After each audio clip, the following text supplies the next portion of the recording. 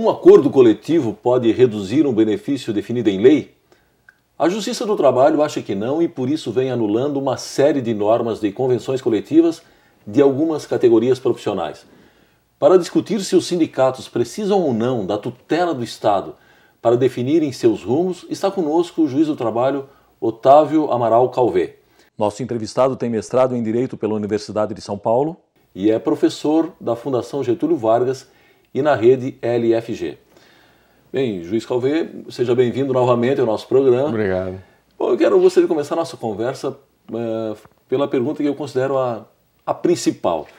Um acordo coletivo, ele não pressupõe que as partes conhecem melhor a sua realidade do que a Justiça do Trabalho e o próprio Ministério Público do Trabalho?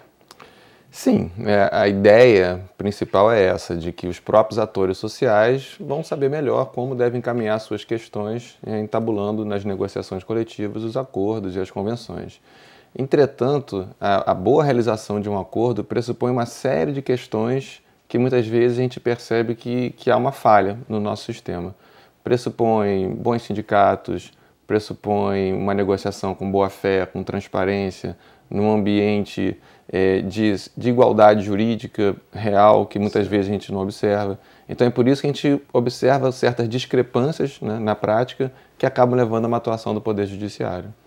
Bom, está certamente que o senhor está imaginando um cenário ideal, né, para que essas negociações cheguem a bom termo e uma parte não leve uma vantagem desproporcional em relação à outra.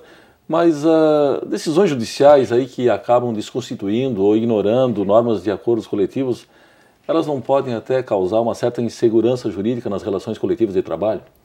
Pode causar num primeiro momento, né? Porque imagina-se que os atores sociais poderiam, sozinhos, se desenvolverem nos seus próprios interesses. E a partir do momento que o judiciário acaba anulando uma norma, isso pode gerar alguma espécie de contratempo na vida da coletividade. Mas eu acho que a atuação do Poder Judiciário, ela vai aos poucos superando essa insegurança através de padrões que a sociedade acaba percebendo através das reiteradas decisões do Poder Judiciário. Então eu acho que essa questão da insegurança no primeiro momento acaba se transmutificando num padrão de comportamento que a sociedade aceita. Então me parece que a gente consegue superar esse argumento da insegurança jurídica. Tá certo. Bem, um dos princípios utilizados pelo Ministério Público do Trabalho e pelo próprio Judiciário para questionar alguns itens de acordos coletivos é o da irreversibilidade dos direitos sociais. Eu gostaria que o senhor falasse um pouco sobre isso. Esse princípio é nodal para o nosso direito do trabalho, para todo o desenvolvimento da nossa matéria. Porque o princípio da irreversibilidade ele é construído a partir da interpretação que a gente faz do artigo 5º da Constituição, certo, do artigo 7º da nossa Constituição, do Pacto São José da Costa Rica, que foi ratificado pelo Brasil, e do próprio Estatuto da OIT, no Tratado de Versalhes, que prevê uma ideia básica muito importante, que os direitos sociais eles são instituídos como mínimos e que devem ser sempre progressivamente sendo construídos.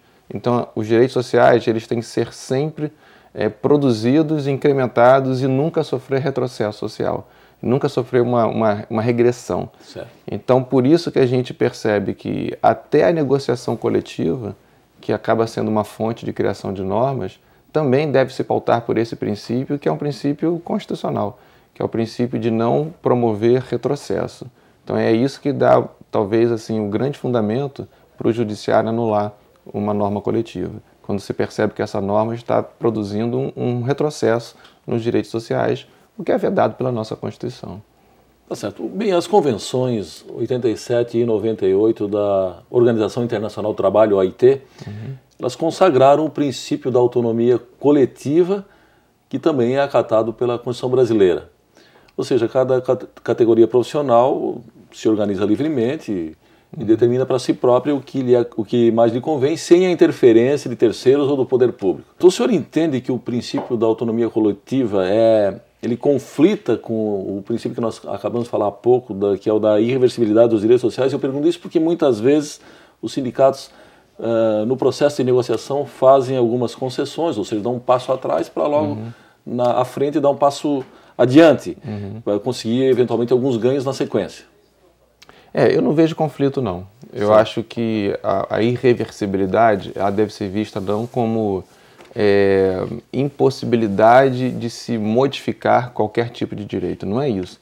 A irreversibilidade pressupõe que, por exemplo, numa negociação, haja uma verdadeira transação com compensações.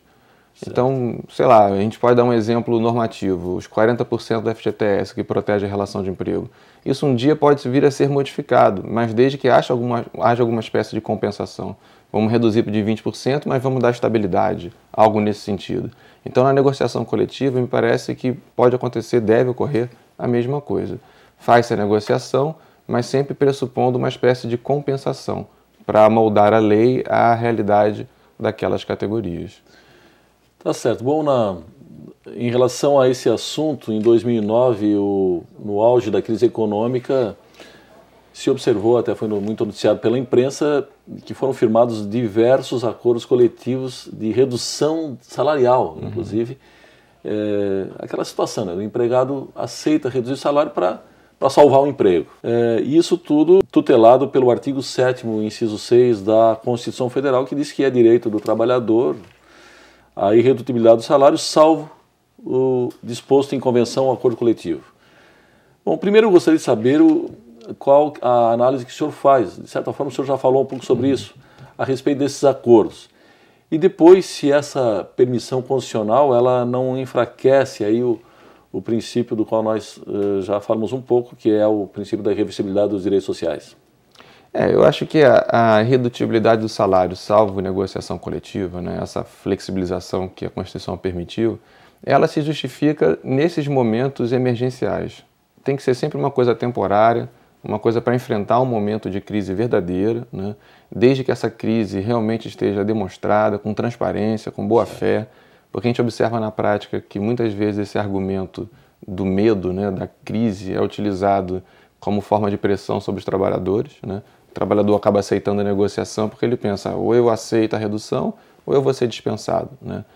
Mas eu acho que mesmo nesses momentos de negociação para enfrentar essas crises, que eu acho que é bem-vinda essa possibilidade, a gente deve ter sempre em foco uma compensação também, para se resguardar o princípio da irreversibilidade.